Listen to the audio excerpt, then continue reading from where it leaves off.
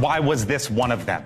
The Pentagon now saying the Defense Secretary Lloyd Austin is in the hospital as he recovers from complications with prostate cancer surgery. The Pentagon finally responding in person now as questions mount. Plus, what would happen if the president ordered SEAL Team 6 to assassinate his political opponent? That was a question that was raised today as Donald Trump sat in a courtroom here in Washington. We'll tell you how his legal team responded. And Boeing continues to face major backlash after a panel fell off one of its planes mid-flight. We speak with the director of a Netflix documentary who has raised questions for years. Thanks for being with us here on The Hill. Once again, I'm Blake Berman, joined today by Scott Bolden, former D.C. Democratic Party chairman and Democratic analyst, May Mailman, former Trump White House attorney and director of the Independent Women's Law Center. Antoine Seawright is a Democratic strategist. Hogan Gidley, former Trump White House deputy press secretary. And Mick Mulvaney joining us throughout the show, former Trump White House chief of staff, NewsNation contributor as well. The Hill on NewsNation starts right now.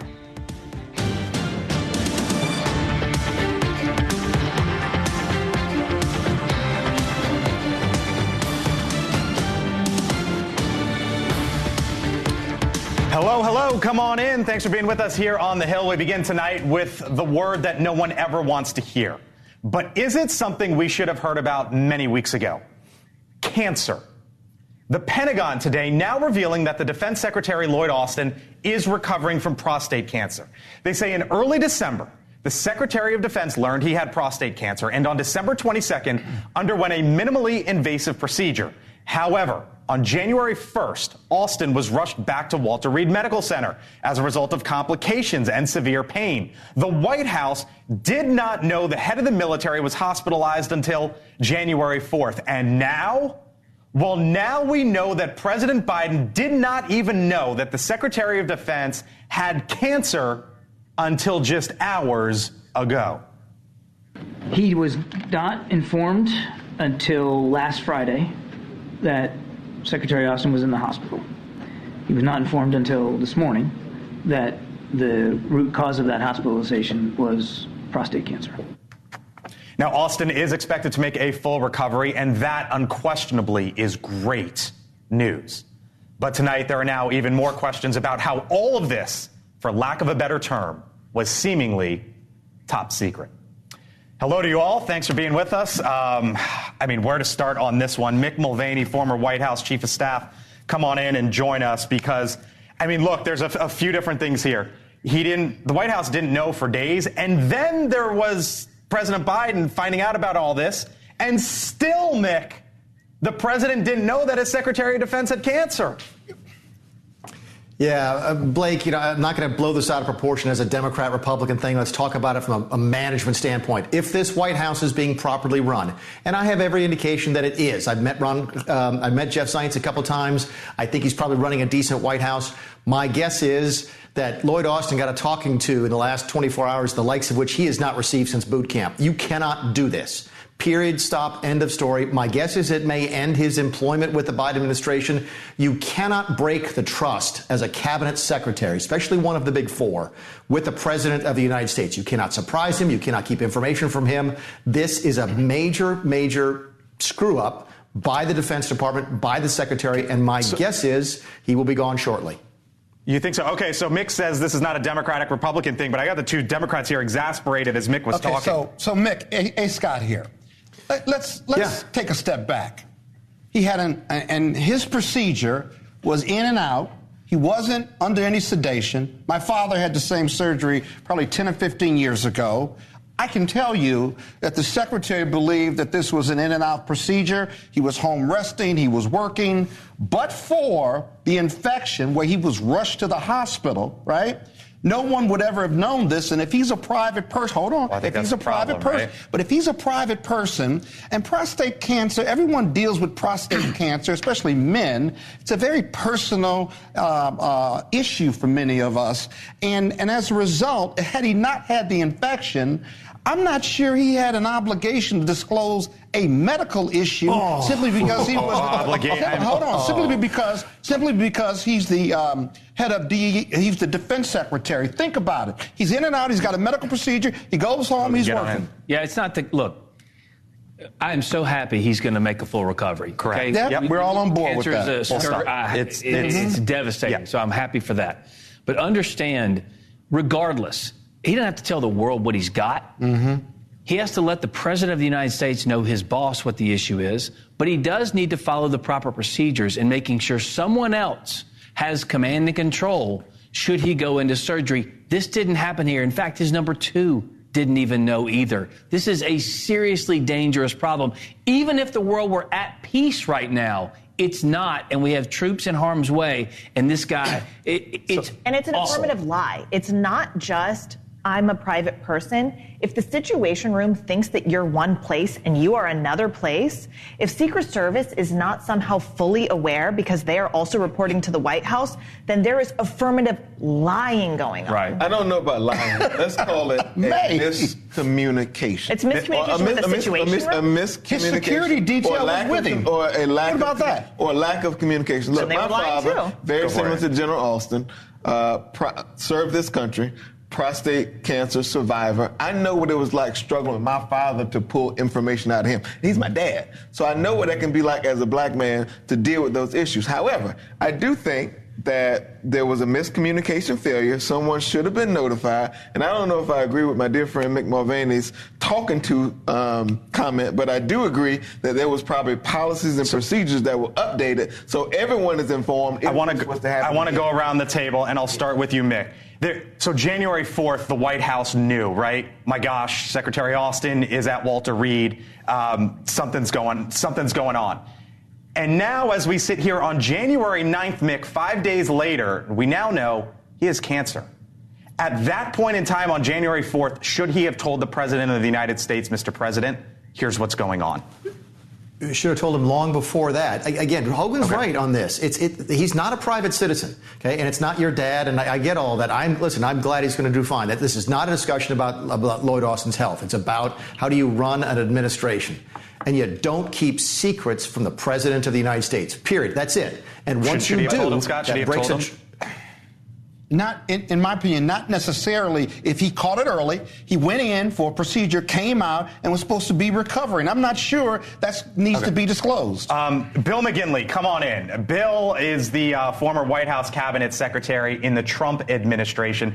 That is a position Bill, you can explain it to me, but is a position that basically keeps tabs over cabinet secretaries. In this case, the defense secretary. And you think, I'll let you speak, but you think something doesn't add up here.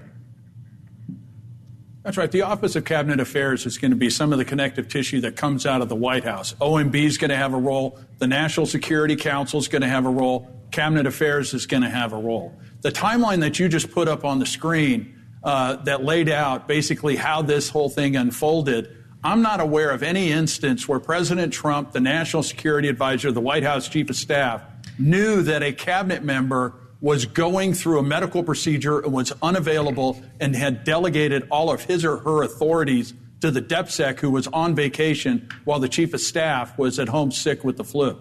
We're all glad that Secretary Austin is going to make a full recovery, but this is something that can't happen. And we've seen this type of dysfunction before, and they really need to correct these procedures. We have American men and women in uniform being attacked overseas. We have a war in Europe. Iran is getting increasingly aggressive, and so is China. The Secretary of Defense is a primary player in the national security policy and implementation, including protecting Americans abroad. This never should have happened. No.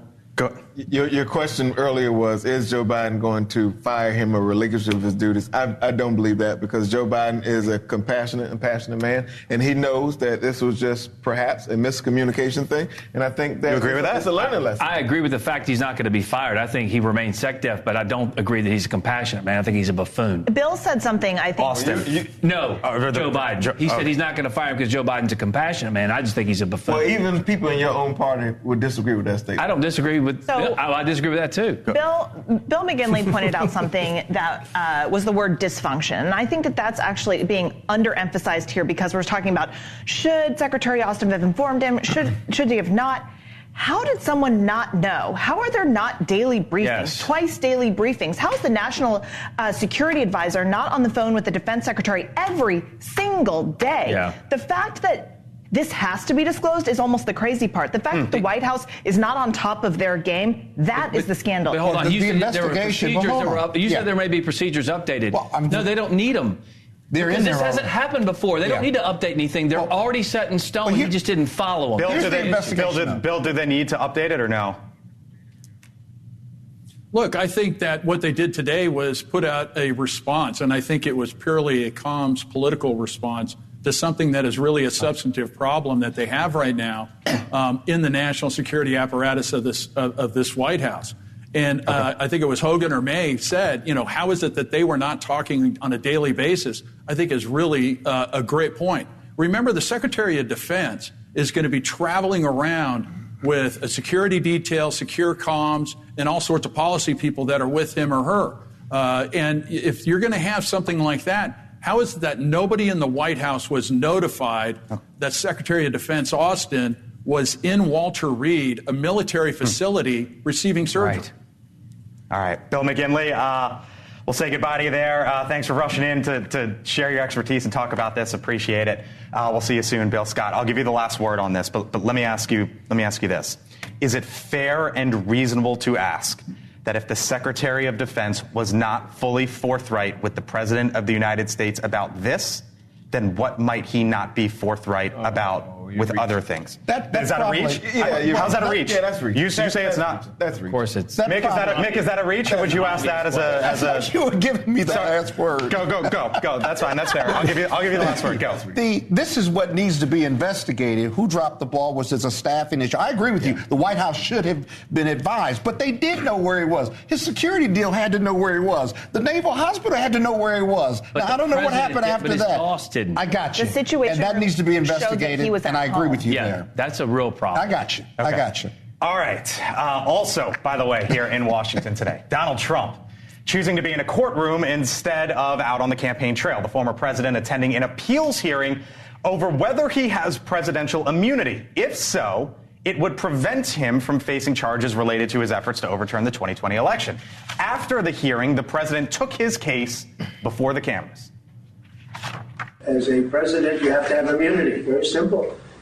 And if you don't, as an example, if this case were lost on immunity, and I did nothing wrong, absolutely nothing wrong. I'm working for the country.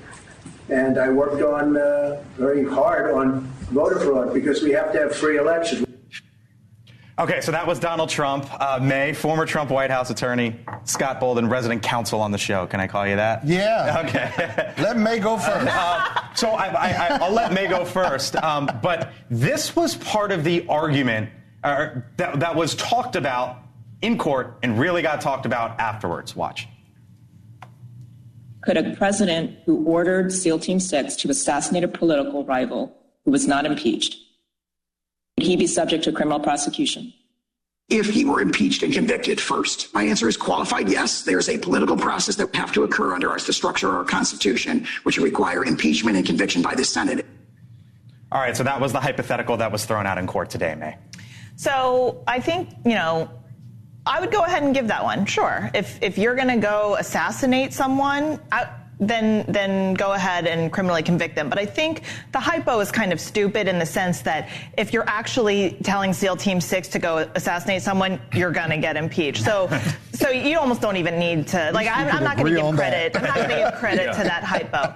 The real point, though, is for the entirety of our nation's history, there has never once been a criminal prosecution for an official act. Okay, you can debate whether his speech was an official act or not, but I think that Jack Smith is basically saying that they're not going to make that argument. That argument hasn't been made yet. So that really is the point here, and SEAL Team 6 is entirely besides the point. It's not even debatable because this could never be an official act because the president has zero role under the Constitution in the transfer of power and the certification of these delegates and these votes from the states. No role whatsoever. Secondly, the argument, we never had a president like Donald Trump, but the argument that somehow he's immune from criminal conduct where he only has immunity for acts under the presidential rubric of leadership There was none here. And we've never had a president who incited an insurrection like that. You don't have to be convicted of it. And that's why this argument won't hunt, and they're going to lose there. And I predict they're going to lose at the U.S. Supreme Court, too, because the federal court in Georgia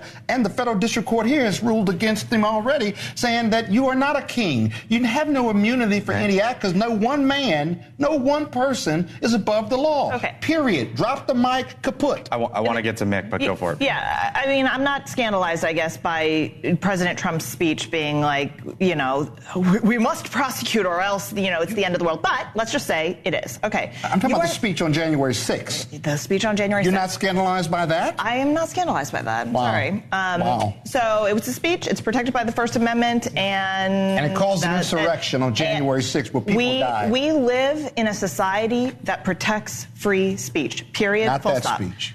I'm sorry that speech offends you, but in America, the reason that the First Amendment exists is to protect the speech that offends you. No. Hate speech offends me. Speech that incites an insurrection and a riot where 7 police officers died, that's offensive. Mick, come on in. I'll jump on in here, and then I want to end by asking you if you thought it was smart politically for him to be here today and not in Iowa.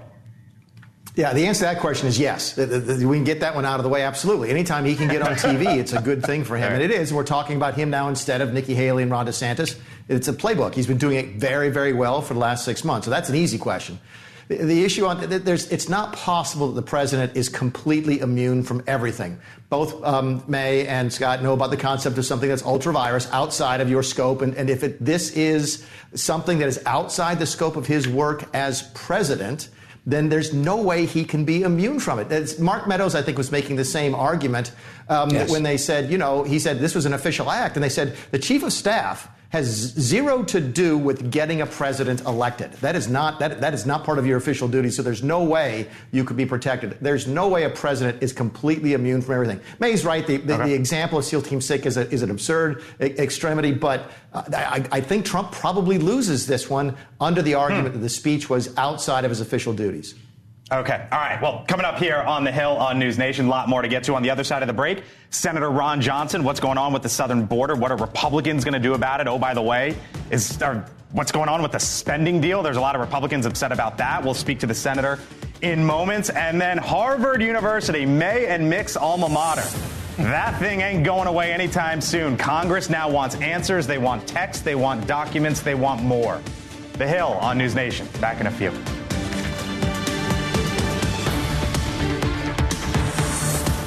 Movements. Report fevers, stiff muscles, or problems thinking, as these may be life-threatening. Sleepiness is the most common side effect. It's nice. People focus more on me. Ask your doctor about #1 prescribed once daily Ingressa. Tonight, a News Nation exclusive, national correspondent Robert Sherman brings us inside the Gaza tunnels. Go with our cameras and see the massive infrastructure Hamas built underground firsthand. Tonight on Elizabeth Vargas Reports, only on News Nation. Welcome back here to the Hill on News Nation. So as the crisis on the southern border continues, there is gridlock in the Senate in the ongoing negotiations over the border. The key sticking point is the parole power of the president to temporarily allow migrants into the United States. Joining us now, the Republican senator from the state of Wisconsin, longtime member of the Homeland Security Committee, Senator Ron Johnson. Senator, thank you for being back here on the Hill on News Nation. Appreciate the time as always. I want to start, Senator, with this tweet from one of your colleagues, Congressman Eli Crane. He says, shut down the border or shut down the government. You okay with that? I don't like government shutdowns, but I would say the main problem we have in these negotiations is, in effect, we're negotiating with the arsonist and trying to negotiate how to put out the fire he started. And it's a big problem. I mean, we have an administration, we have a president of the United States who want an open border, that caused this problem. I mean, they are the ones that removed all the successful policies that had secured the border under President Trump. So you have his Democrat colleagues here in the Senate that voted against completing the wall. So we're negotiating with people that want an open border that caused the problem.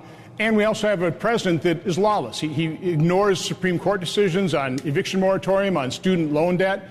We have no confidence that he will actually follow the law, that he'll abide by the agreement. That's an Why won't anything get done, though? I mean, there's also a new negotiation.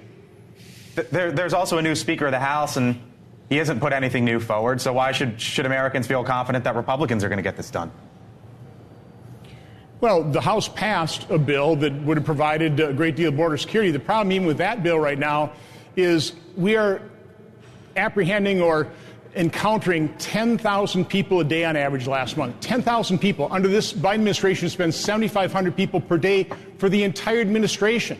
I remember Secretary Jay Johnson under Obama said 1,000 people a day overwhelm the system. So the question is, even if you pass a law with great provisions, how do you enforce it? Where are the personnel? How do you do the adjudication?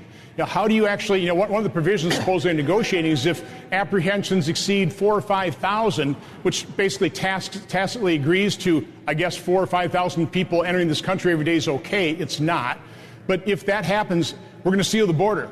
Well, how are you going to do that? How do you actually seal the border when you have this massive catastrophe, this massive flow of illegal immigration? It's a huge problem, but again, it's a problem caused by this administration and its Democrat allies in the House and Senate. Senator, I heard you say off the top when I asked you that you don't want a government shutdown. There is a spending top-line level agreement, basically $1.6 trillion between Chuck. Can't hear me, Senator? Looks like it dropped out. Senator, thank you for the time. If you can't hear me, nope. Okay. All right, over to the panel. I was going to ask him about government spending deal and whether or not only cutting $16 billion is a success for Republicans or not, but we'll save that for another day. Antoine, you were shaking your head throughout. Well, I think it's crazy as hell for the senator or anyone else to think that Joe Biden is the reason we have an immigration or border problem. Look, this president has been very clear. He is pro-border security. In fact, he's put together a proposal to say that. If there's anything all of us should know is that Joe Biden catches much hell than anyone else in our party for wanting to work with Republicans to do things for the American experiment. And so I think it's a little immature for anyone to say that, especially a United States senator. And when we talk about this issue of immigration, make no mistake, it is politically advantageous for the Republicans to continue making immigration a red meat issue because it fires up their base. If they work with Democrats to get a resolve, then guess what? They have nothing to campaign on next year. What about that? Get something done. Yeah. What they want done. Join Joe Biden and get something done. What Joe Biden wants to do is put more people down there to process more illegal aliens when they come into this country. It's not That's to not seal. It's not. Of course it is. It's the money. It's the money bill. He wants people There's to push no paper. changes. That's what he wants. There's no policy change except for this man comes into office, did Joe Biden, and changed everything and bragged about doing everything the opposite of Donald Trump. And then when all of a sudden the numbers start spiking, 300,000 in the month of December, he looks around and acts like these things are happening to him. They're happening because of him. And Senator Johnson is 100% correct. This is what he wants to have happen. Otherwise, he would seal the border. He would do exactly what the administration did to prevent that. If it was up to you and your guys, then the fact of the matter is you build a wall, Mexico pays for it, and that's the end of our immigration issues. That was BS. That was BS then, and it's BS now. And the idea that somehow or another is Joe Biden's fault for an issue that's been lingering for generations, I just think that's immature. Hey, Mick, I'm going to ask you the question that I would have asked the senator on the spending front. Okay. There is a where's he coming at? Where's he coming at this reaction from Nick? There is a $1.6 trillion top-line spending agreement to keep the government open. And part of what Mike Johnson, the new House Speaker, has negotiated is $16 billion in cuts. We have racked up since Christmas more than $100 billion in fresh new debt. This fiscal year, more than $1 trillion. $16 billion, Mick, is like you saving 10 cents on your most recent cup of coffee. Is that a failure from Mike Johnson? Yeah, actually, I think it's less than that. I don't know if it's a failure of Mike Johnson. I think it's a product of the fact that you've got a 2-vote majority in the House. I don't know how Mike is going to do any better. I think what happens here is what happens every single time we come up against a government shutdown in the last decade, which is that there's going to be a deal that's going to spend a lot of money. It's going to get every single Democrat vote and some Republican votes. And the question is going to be, is it going to be 40 Republicans in the House or 140 Republicans in the House? Because that will then impact whether or not Mike Johnson can keep his job. I think it's probably as good a deal as you're going to get, given the fact you don't have that much leverage and that much authority. All right. Well, coming up here on the Hill, time to act. Lawmakers want details about Harvard's anti-Semitism investigation, plus DEI and two billionaires. How the public feud between Elon Musk and Mark Cuban is taking another turn. And by the way, one of those two men on that screen name checks one of the members on this panel. We'll tell you what they said coming up on the other side.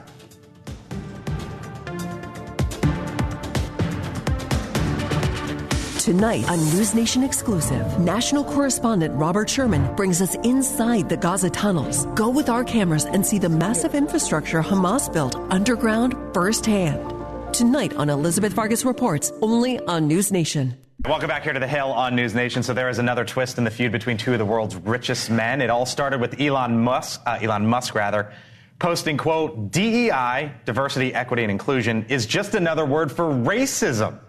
Now, that tweet was met with a reply from fellow billionaire entrepreneur Mark Cuban, who shared a long series of posts about the benefits of DEI as he sees it. Cuban saying in part, quote, by extending hiring searches, companies can find people that are more qualified. But now the dispute has escalated, with Elon Musk calling Mark Cuban, quote, racist, leading to Cuban to block Musk, the CEO of X, from his own platform. You know what's entertaining to me, and it's really sad, not really entertaining. You got two rich white guys arguing over who's racist, and neither one of them have lived the DEI experience. Neither one of them have the melanin in my skin, whether you're rich, poor. If you are in a protected class, we've lived racism and live it every day. And so Elon Musk, if he believes these programs, DEI is reverse racism, then he's just doesn't know what he's talking about. Excellence qualifications have always been at the base of DEI to reverse 400 years of racism. Nothing wrong with that. We have studies that show a more diverse work team in a corporate America is a more powerful team, and we're not taking anybody's job. I was managing partner for a large international law firm at the D.C. office, and I can't tell you one hire we had that was DEI that was either not qualified or picked over somebody that was qualified. The issue you take is? Yeah, so, but I mean, in practice, like it's false. Maybe at your firm, it's literally two people with the exact same resumes. You wouldn't know, and you pick one. It turns out they're a minority hire, and that's great. You're not discriminating. You're not you giving can't hire people a everybody. boost. But if you're giving people a boost, well, then you're giving someone a thumb on the scale against them, but and that really is. DEI works, though. That's not how it works. Everyone gets the job. How it's supposed to work. But in a lot of instances, whether it be college and universities, law firms, corporations, it is working that way. That's why. Well, how do you know that? Give me an example of how that has worked. I don't want no plenty. Look, I want to give me an example. That have popped up in this realm that have not been adjudicated to this point, but there are serious concerns about it, and taking it to court and figuring out. I have real concerns about this right-wing activist court and their actions and their attack on DEI. I also have concerns when you look at which one are you talking about, Supreme? When you look at broad shoulder corporate America and what it has looked like for so many years, and black folks have never had a seat at the table. We've always been on the menu. And been denied. Because of qualified and denied. Qualified and denied. All of a sudden, there's efforts to bring us to the conversation, allow us to do what we're qualified to do. Yeah. And all of a sudden, you have efforts to somehow or another push that to the side and call it wrong and call it bad policy. So it's illegal. It is illegal to exclude black people from the table, and it has been illegal since probably the 14th Amendment, but certainly since 1964, right? And so the question now. That don't mean it hasn't been done in practice. No, but it is illegal. But it is illegal. Okay. So I think that you can say that law, maybe it didn't solve all of our problems, but it is a tool that we can use. Question now is whether it is a tool that we can use to, give people who are traditionally underrepresented a leg up. And the problem is at some point, don't we want a colorblind society? We will never actually be colorblind. But at some point, don't we want it? We can never get there. We can never get there if we keep discriminating. So here's what Mark Cuban said. You're not reverse discriminating against anybody. Here's what even in the playing field, after 400 years of discrimination, we're not there yet. I hear Mick in the background, and come on in, because here's what Mark Cuban said. He said, I'm open-minded based on the feedback on X to my DEI post. I decided to look for a high-profile organization where the person in charge of hiring was publicly against DEI and see if it was a template for hiring success. And then he goes on in a subsequent tweet, as you can see there, to basically list about a dozen or so ex-Trump administration officials, including our friend Mick Mulvaney. Mick? I'm sorry, that's news to me. What did he say about me? I don't follow what the thread is. I'm sorry. Oh, he can't Pop the thread back up. He basically said, hey, I want to find an organization in which everyone isn't. He says, I decided to look for a high-profile organization where the person in charge of hiring was publicly against DEI and see if it was a template for hiring success. So this organization, quote unquote, that he's talking about is basically ex-Trump administration officials, and he name checks you. I texted you this, Mick. You must have not seen my text, buddy.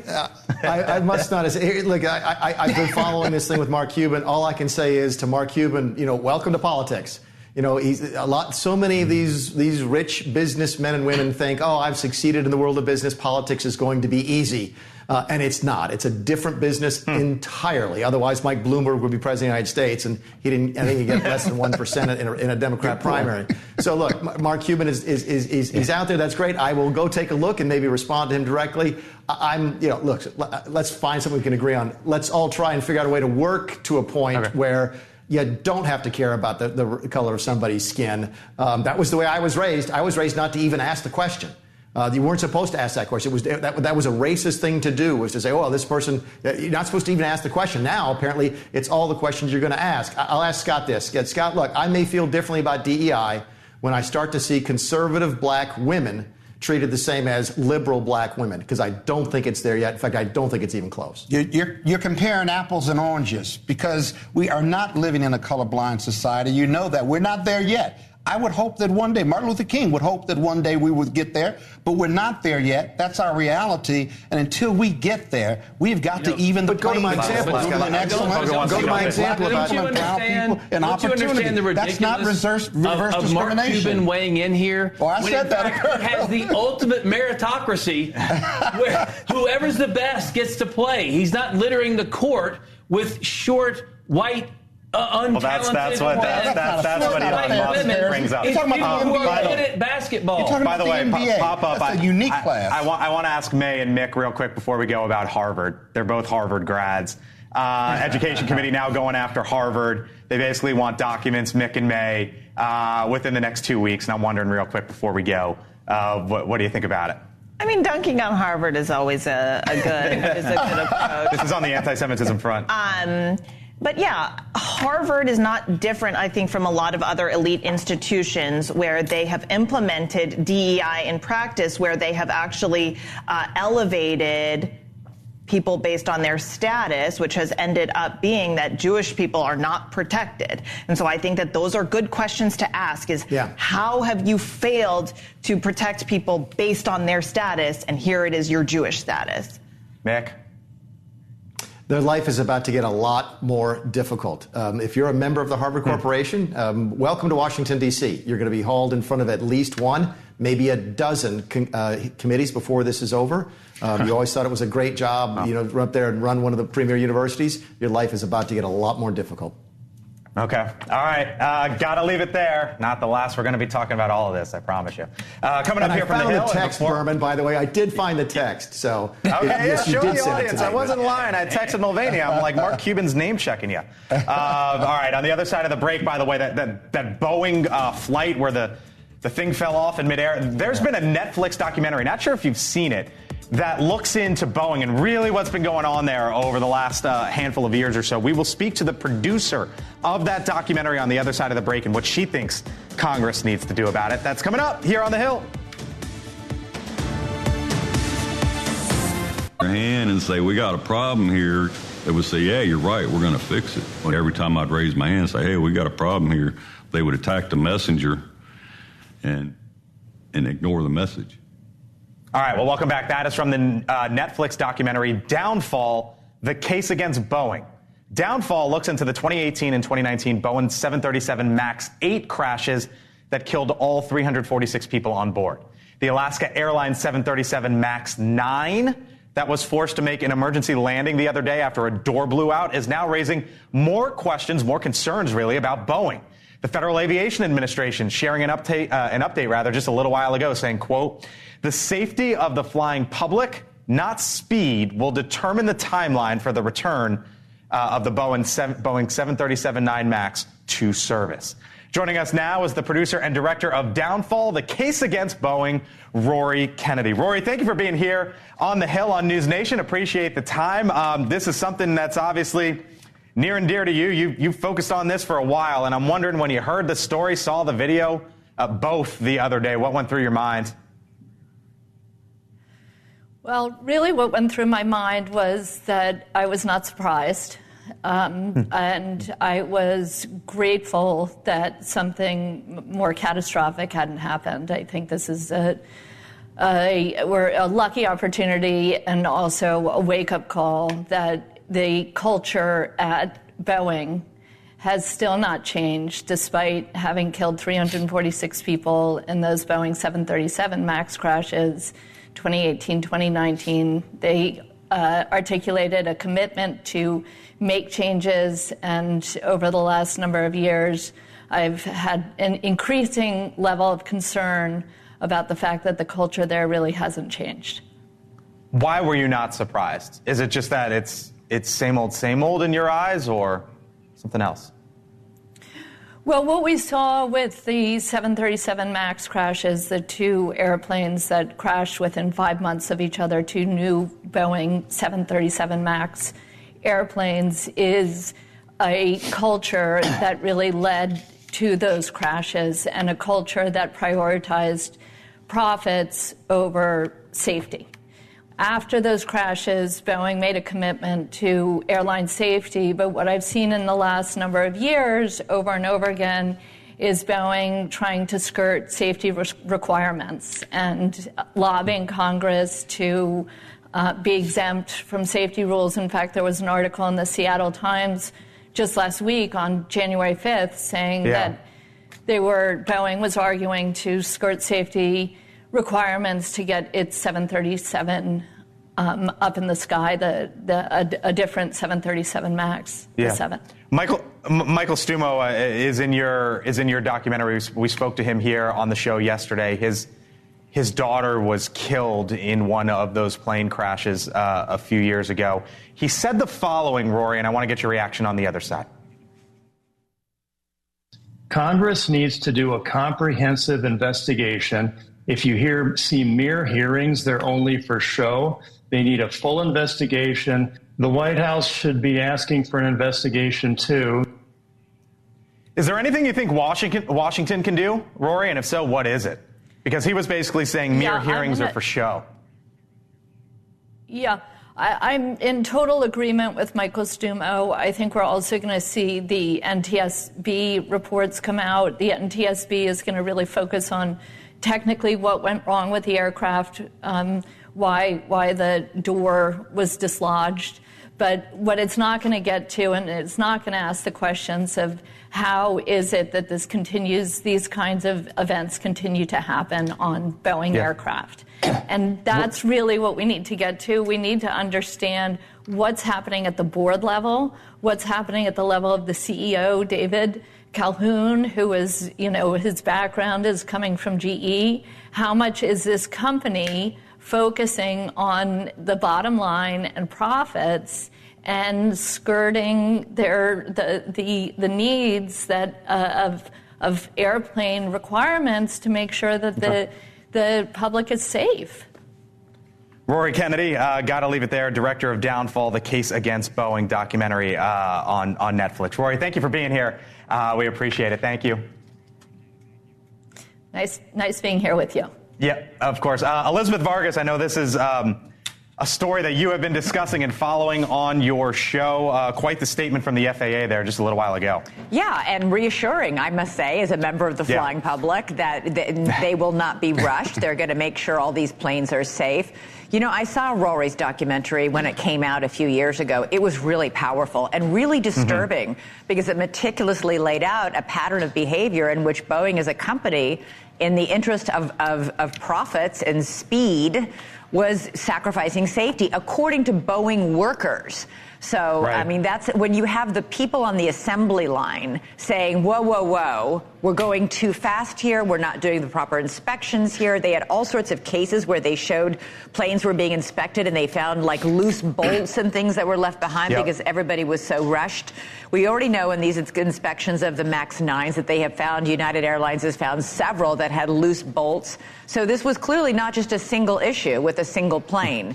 By the way, just to clarify, the MAX 9 is simply a longer version of the MAX 8. It is not an entirely different plane per se. It's a longer model of the same plane. Right. What do you got coming up tonight? Oh, we're going to delve in, obviously, to today's court hearing. We have the latest UFO hullabaloo over a brand new video that the Department of Defense has over a military installation in Iraq. And we're going to weigh in on kids and TikTok and social media. Yet another state is now saying we need to crack down on this. Social media companies are fighting back, filing lawsuits this week saying, no, we got this. We'll make sure it's safe for your kids. In one state alone, they've had a spate of teen suicides, which indicates they don't got this. Yeah, when they're saying, oh, it's all good for the kids, don't worry about it. Yeah, right. As a mom of two kids, it's not happening. Yeah, that's as a dad of two. That's when you say, wait a minute. Yeah. Elizabeth Vargas, thank you. We'll see you here in about 7 minutes' time. You can watch Elizabeth Vargas Reports, 6 o'clock Eastern, right here on NewsNation. But before we go, Mother Nature making her presence felt on the campaign trail. Have you seen what's going on in Iowa? Final thoughts from the panel.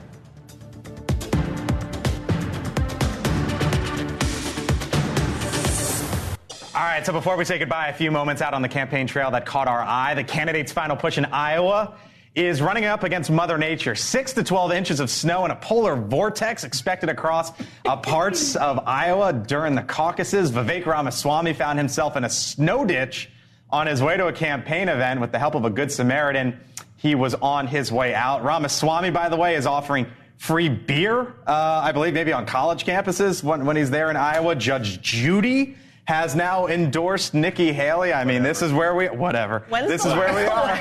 Anyone thought about Judge Judy? The most important thing is you have Antoine, myself, Mick Mulvaney, South Carolinians. We do weather better. And also, congratulations on classing up your show with this crew. With 3 South Carolinians? There you go. We do weather way better than Iowa, for sure. I'm married a South Carolinian. Does that There we go. I'm from Joliet, Illinois. No one does better than us. We never cancel school because of snow. And the beer and the frat parties, I'll be honest with you, it's a bad mix. It's a bad mix. Mulvaney, last word.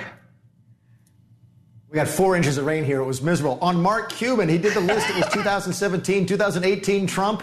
The Mavs went 24-58 that year. I'll put Trump's first years up against Cuban's first years in that time against anybody. There you go. Mick on the way out the door taking a shot on Mark Cuban. Speaking of Mick, thank you very much. Thank you all for being here. Speaking of sports, go Blue. Congrats, Coach Harbaugh. He had to get Thanks for watching us here on The Hill.